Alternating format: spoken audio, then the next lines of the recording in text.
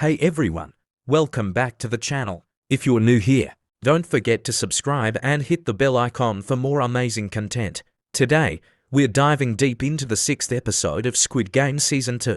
We know you've all been waiting for this moment, and now it's finally here.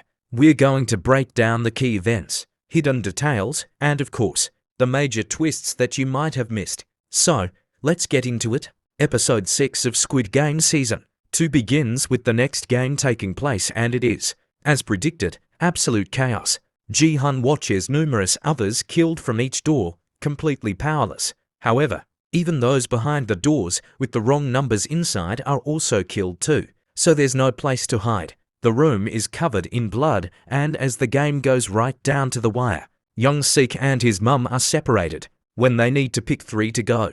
Inside the rooms, In-ho works to rile up Young-sik's mum, claiming that she's been abandoned, but she refuses to believe this. The others still haven't caught on to what he's doing yet.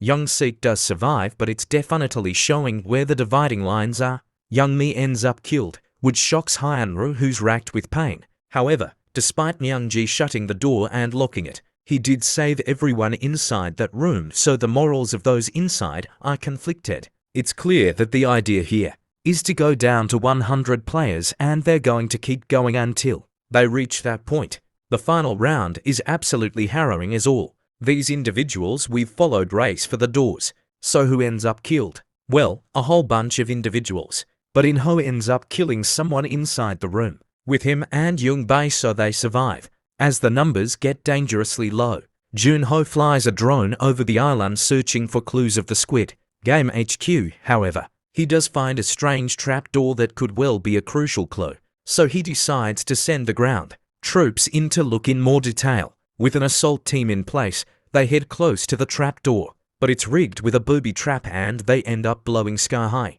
With so many traps across the island, it doesn't pose well for the operation, and the group contemplate their next move. Back with the games, the remaining characters make it to the dorms, where Min-soo miraculously survives. He's immediately snapped up by Thonos and Namgyu, who also make it, while Ji-hun grimly wants to count how many X's and O's are left behind. It's pretty close, but Ji-hun contemplates trying to change everybody's minds. In-ho starts to influence the group and suggests they stay calm, rather than changing anything.